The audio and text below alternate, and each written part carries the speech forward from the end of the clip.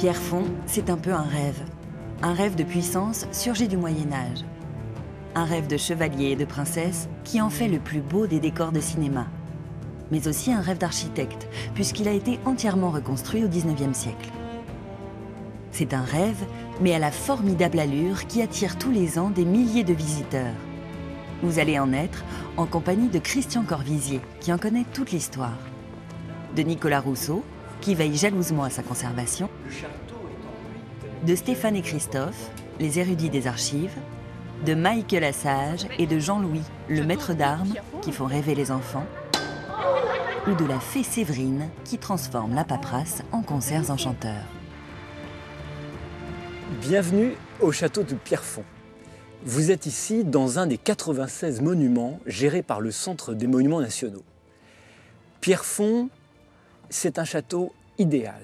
Un château du Moyen-Âge restauré au XIXe siècle par un architecte génial, Eugène Viollet-le-Duc. Nous allons ensemble découvrir ce lieu formidable qui est plein de surprises et plein de leçons d'histoire.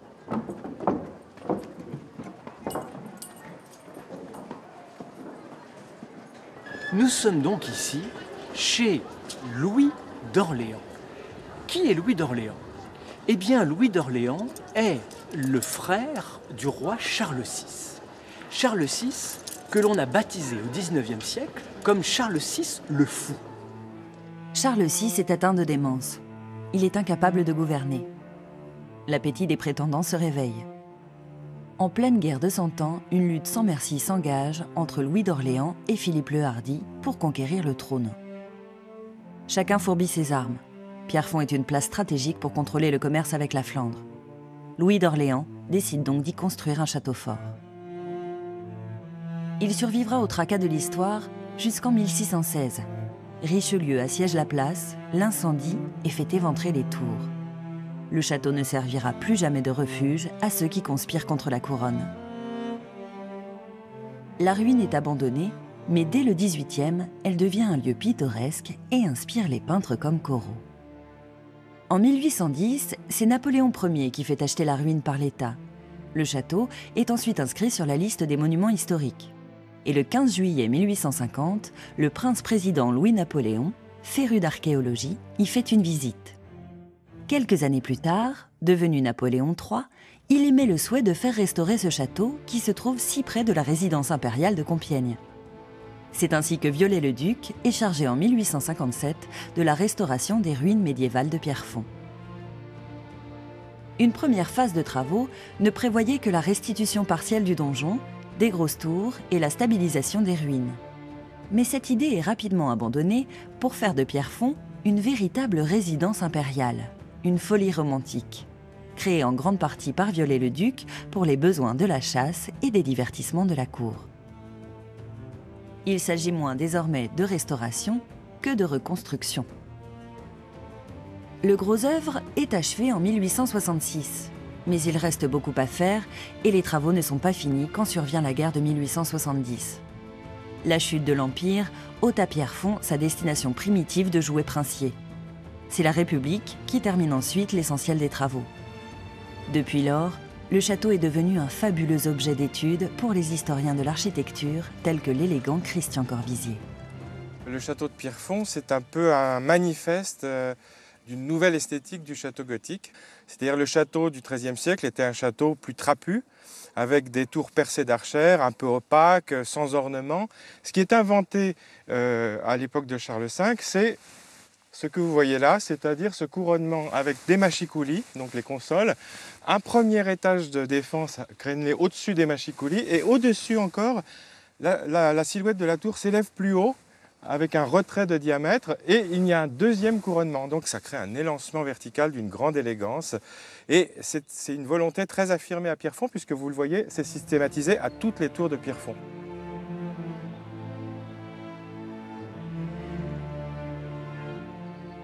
Viollet-le-Duc, en fait, il faut bien le situer dans son temps. Lorsqu'il commence à restaurer Pierrefonds, le goût du gothique est venu en France depuis déjà longtemps. C'est un homme assez complexe, Viollet-le-Duc, il est multiple. C'est-à-dire c'est à la fois un architecte et un savant, un architecte et un archéologue. En même temps, un homme contemporain, moderne, qui restaure, qui a la conscience de restaurer pour l'avenir, de refonder quelque chose dans un projet vraiment lié à Napoléon III, à l'Empire, etc. Et en même temps, c'est un romantique. Viollet-le-Duc fait une interprétation du Moyen-Âge à la façon du 19e siècle. C'est-à-dire que se trouve dans cette cour intérieure, évidemment, l'élément essentiel de l'architecture médiévale, le donjon, qui est vraiment le symbole de la forteresse militaire, une chapelle, superbe et extraordinaire chapelle, qu'il réinterprète au moment de la restauration du château. En face, une galerie très importante, très vaste, qui est la salle des preuses, l'aile des invités et bien évidemment tout ce qui convient au fonctionnement d'un château et à la vie de ses propriétaires dans un château du Moyen-Âge, mais revu par Viollet-le-Duc au milieu du 19e siècle. Pour bien prendre la mesure du travail de Viollet-le-Duc, il faut se rendre à Beauvais, aux archives départementales de l'Oise, où Stéphane veille sur un fonds datant de la restauration du château de Pierrefonds. Bonjour Christophe. Je t'apporte les cahiers de Wiganowski dont je t'avais parlé, qui seront à reproduire également. Alors il s'agit d'un ensemble de documents et notamment 3000 documents figurés, c'est-à-dire des plans en élévation, en coupe, des carnets de croquis. Les documents étaient conservés au château de Pierrefonds et ensuite ils ont été transférés aux archives départementales de l'Oise. Alors, ce qui est intéressant, c'est qu'on voit vraiment toutes les étapes qui ont permis de restaurer le château de Pierrefonds. Donc ça va du plus petit croquis qui permet de situer chaque pierre par rapport aux autres, jusqu'à des plans comme celui-là qui sont assez détaillés, qui sont cotés. Et puis d'avoir l'ensemble des documents aussi qui ont servi à dessiner les fresques qui se trouvent sur les murs des pièces du château. Ce sont des prises de vue à 360 degrés qui ont permis à l'équipe de Viollet-le-Duc de faire des relevés topographiques très précis. Ça date de 1865-1866 a priori. Parce que ces documents-là ont été présentés dans le cadre de l'exposition universelle qui a été organisée à Paris en 1867. Visiblement, on essayait d'utiliser tous les outils pour arriver à obtenir des plans les plus précis possibles. Ensuite, est-ce que ça a été réutilisé dans d'autres chantiers? Ça, je ne sais pas. Je reproduis donc photographiquement tous les travaux que Viollet-le-Duc a effectués sur la restauration donc, du château de Pierrefonds. Et effectivement, le but, c'est de reproduire donc, tous ces documents, avant tout pour les préserver. Et dans un second temps, il faudra mettre en ligne et ce sera accessible au plus grand nombre. Ça fait partie de ce qu'on peut considérer comme les fonds prestigieux et qui vont intéresser des chercheurs et le public au-delà des limites du département.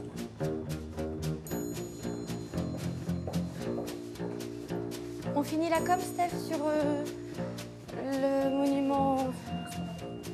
Dans les services du château, pas une minute à perdre. Depuis leur petit bureau, Stéphanie et Séverine font tourner la grande machine à visite. Ils ont une régie pour toutes les écoles de la ville. Elle récupère les sous. Elle récupère les sous. Moi, je fais en sorte que les sous arrivent et elle récupère les sous. On reçoit en moyenne, je sais pas, 13-14 000 enfants par an. Donc après, il y a plein de choses. Il y a les activités pédagogiques, il y a les visites libres, il y a les parcours découvertes. C'est juste une visite d'1h30 quand l'école n'a pas le temps. Et donc, je gère aussi les conférenciers. C'est pour ça que c'est le bazar sur mon bureau, parce qu'on traite plein de choses en même temps. Bonjour. Bonjour. Je m'appelle Maike et vous entendez certainement tout de suite que je parle avec un accent, n'est-ce pas? Alors, si j'avais été dans mon pays, j'aurais fait comme ça. Hallo, guten Tag. Schön, dass ihr da seid. Et wir machen heute was ganz Tolles hier im Schloss. Guten Tag. Vous avez reconnu? Voilà. Je suis allemande. Donc, vous êtes venu voir un lieu étonnant. Vous avez saisi comment ça s'appelle ici. Château de Pierrefonds, donc vous avez le bourg de Pierrefonds là-bas, ici le château. Est-ce que vous pouvez nommer des éléments en architecture qu'il faut pour un château fort? Un donjon? C'est pas seulement le donjon, oui. Rempart. Les meurtrières. Est-ce que tout le monde voit ce que c'est les meurtrières? Oui. Chevalier, lève-toi. Si tu veux bien, tu peux te mettre derrière une meurtrière et faire un geste qui convient. Alors, vous avez l'archer Valentin. Est-ce que tu peux prendre une meurtrière de ce côté-là et faire comme si tu tirais une flèche? Alors, une meurtrière. Là, c'est pas une meurtrière? Ah oui, non, c'est vrai. Voilà, là, vas-y. Voilà, donc la meurtrière, ça sert à quoi d'après vous? À se protéger. Voilà, merci, archer Valentin.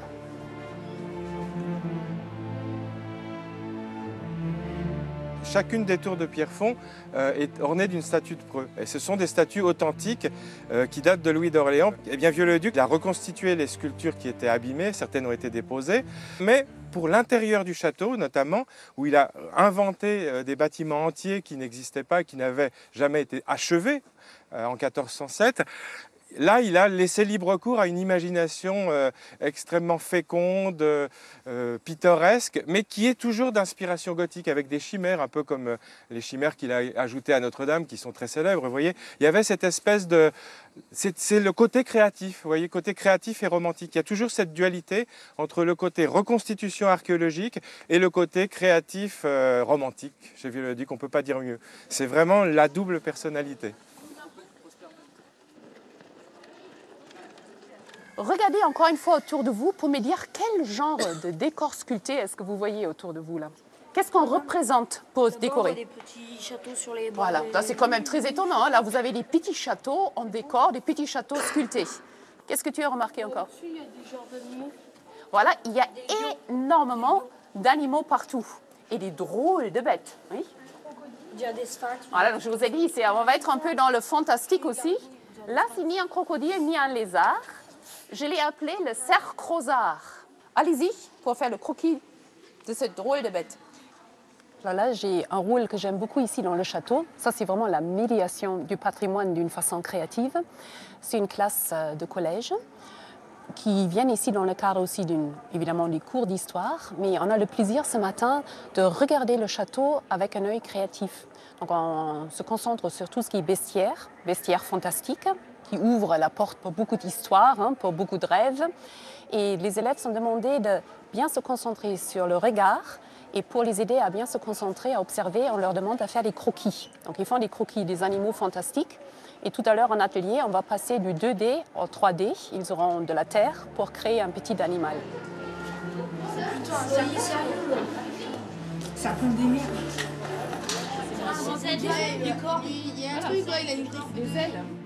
Il y a eu un premier Pierrefonds où Viollet-le-Duc et Napoléon III pensaient faire une résidence en restaurant une partie du château qui était le donjon au milieu des ruines. Et en fait, c'était une optique encore romantique. Et après, c'est devenu l'optique archéologique de la reconstitution totale. Il avait un programme formidable, c'est-à-dire que ça devait être la résidence aussi de l'empereur. Donc, il fallait recréer des salles habitables. Donc, ça lui donnait carte blanche pour inventer des bâtiments qui n'avaient pas été terminés ou qui étaient complètement en ruine. Ce qui fait que sa marge de créativité était énorme. Donc, c'est vraiment...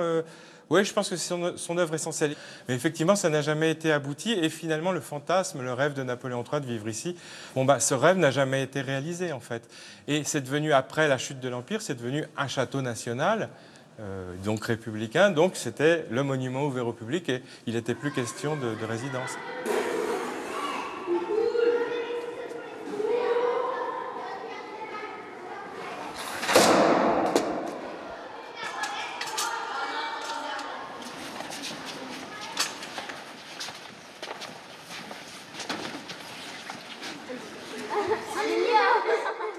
On va lui mettre un casque avec une amuse. Alors, l'amuse protégeait des coups et évitait de se faire couper. Et là, la capuche était en cuir, graissée à la graisse de phoque ou de baleine, ce qui fait que quand les coups arrivaient, ça glissait. Tiens, parce que toi, tu rigoles, viens là. Donc, on dit que c'est un saxon. Et on a notre Normand. Oh, on a affaire à un trouillard. Donc, la première vague enfonçait avec les pointes, la deuxième vague frappait. Alors l'atelier, c'est pour démystifier un peu le Moyen-Âge, c'est-à-dire faire voir aux enfants que ce qu'ils voient à la télé, c'est loin d'être la réalité. Donc le Moyen-Âge, c'est d'abord 1000 ans d'histoire, et nous, on étudie les 500 dernières années. Les enfants sont attachés au costume, parce que là, le gamin vraiment habite le personnage et vit un moment authentique. Le but de l'atelier, c'est que les gamins arrivent avec la casquette de travers de leur quartier et repartent tous en chevalier avec un haut sur la tête. Pointe en bas et on va dans la cour. La particularité de l'atelier, c'est que les enfants apprécient de pouvoir recevoir, se pouvoir confier une arme et de pouvoir faire quelques exercices avec une vraie épée en acier. C'est pas du plastique, c'est pas du caoutchouc. Donc ça les responsabilise parce que c'est pas une épée de jeu, c'est pas une épée en bois. Et d'ailleurs avec des épées en bois, ils s'enfilent toujours un coup sur le nez. Tandis qu'avec une épée en acier, il y a un certain respect et de l'épée et ensuite une prise de conscience vis-à-vis de l'autre. Donc ils travaillent en coopération et en respect. Je passe pour un fou pour faire ce que je fais faire en initiation aux enfants. Il y a des collègues qui me disent « Oui, mais t'es fou, ils vont se blesser, etc. » Or, depuis le temps que je fais, je n'ai jamais eu un accident. Soyez humbles, rendez grâce, rendez la justice, redressez-vous. L'épée au côté. Alors c'est un peu particulier ici, parce qu'on est à Pierrefonds, effectivement, mais on est aussi dans un espace, disons, plus imaginaire, plus virtuel. On est à Pierrefonds parce qu'on est dans un des sous-sols du château. Le château avait un soubassement très important, voûté, etc., qui n'a d'ailleurs jamais été terminé à l'époque de Louis d'Orléans, lui aussi. Et ce qu'on voit tout autour de nous, c'est devenu une crypte. C'était conçu pour être un cellier, des réserves de vivres, etc. Et c'est devenu une sorte de crypte funéraire immense où les gisants sont quasiment entassés les uns autour des autres. Là, il se trouve que ce sont des réserves du Musée des Monuments Français, des moulages, qui n'étaient pas du tout destinés à Pierrefonds, mais curieusement, par une rencontre, un peu un télescopage historique, ça a été réapproprié par le monument et on s'est présenté au public. Et je trouve que ça a pris un sens, le sens justement un peu transversal du gothique. On est dans un monument fondamentalement gothique avec la dimension un peu mystérieuse, un peu funèbre, un peu fantastique et surtout aussi cette notion de revisitance du passé monarchique médiéval comme ça qui était un fantasme des romantiques quand même.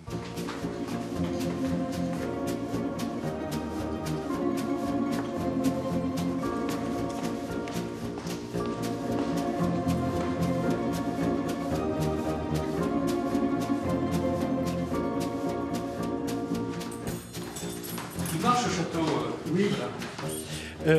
5445 marches.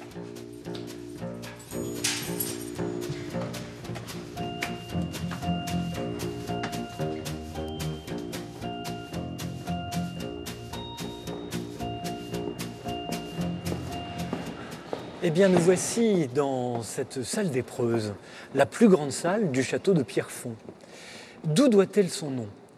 Eh bien, au Moyen-Âge, les preux chevaliers sont ceux qui viennent illustrer les vertus de courage et d'amour courtois.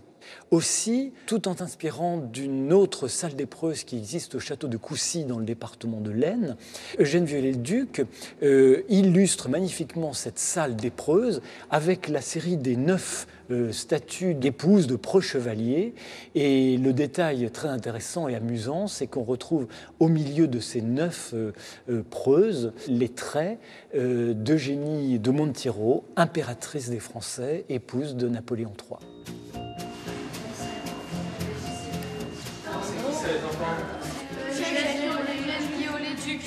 Eugène.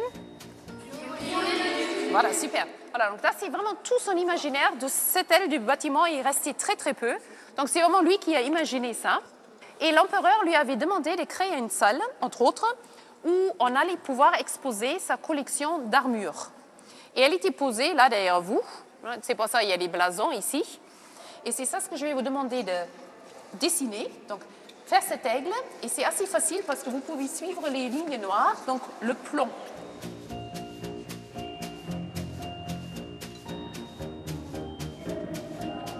Nous nous accueillons régulièrement des équipes de tournage qui viennent ici profiter de cette ambiance médiévale et de ce décor assez fantastique qui porte l'imaginaire pour tourner toute une série de films dont certains sont restés très célèbres dans la cinématographie française.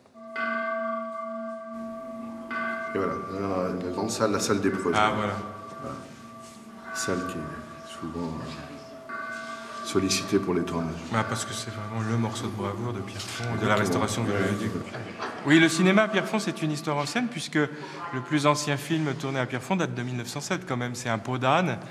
On peut dire que Viollet-le-Duc a été, à Pierrefonds et à Carcassonne, un des premiers décorateurs de cinéma sans le savoir.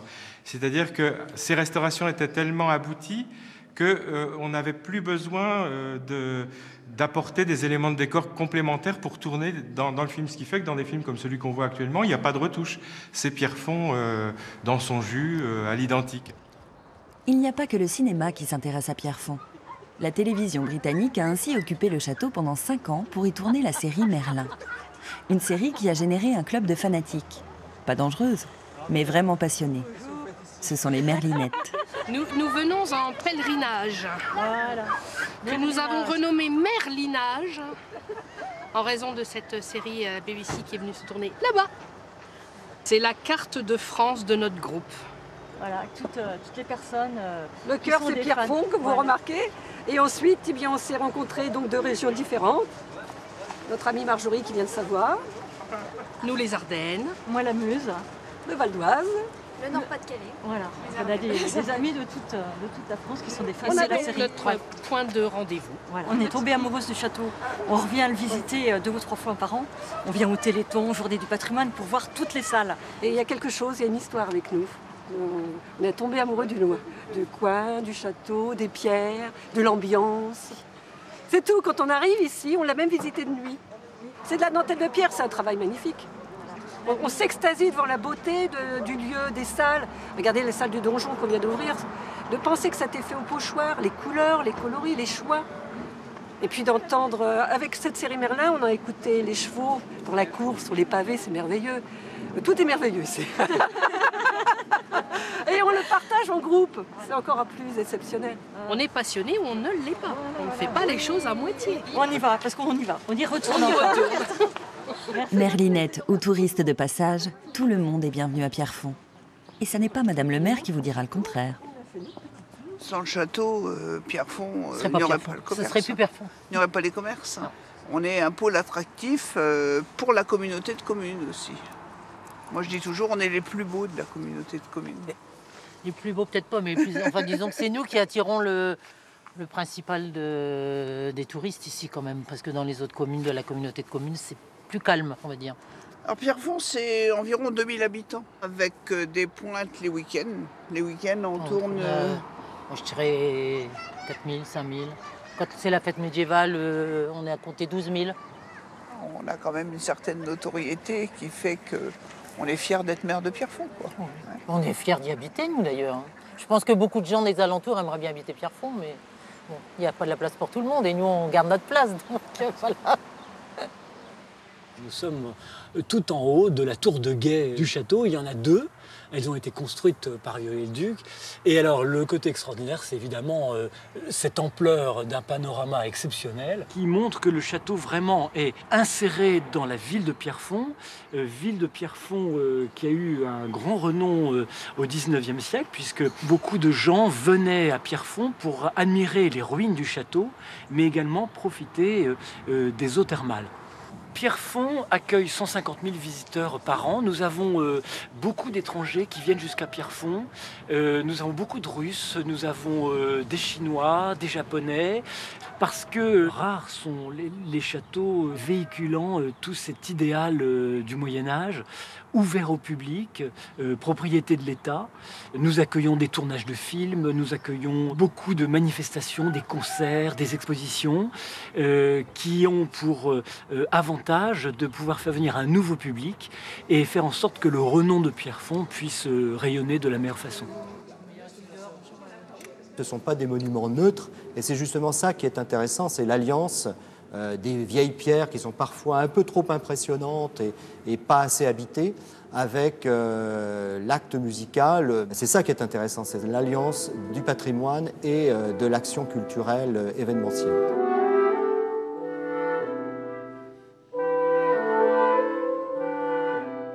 Tout ce qui peut aller dans le sens du plaisir partagé avec les visiteurs et un moment d'extase, un moment de délectation, je pense, va complètement dans le sens de ce qu'est ce monument, qui est un lieu d'interrogation, un lieu d'émerveillement.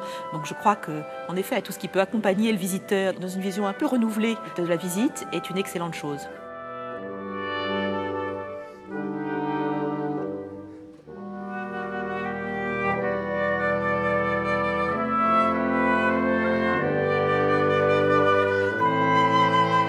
Celui auquel on doit toutes ces merveilles, Eugène Viollet-le-Duc, de là où il est désormais, peut certainement constater qu'il n'a pas travaillé pour rien. Merci, monsieur l'architecte des rêves.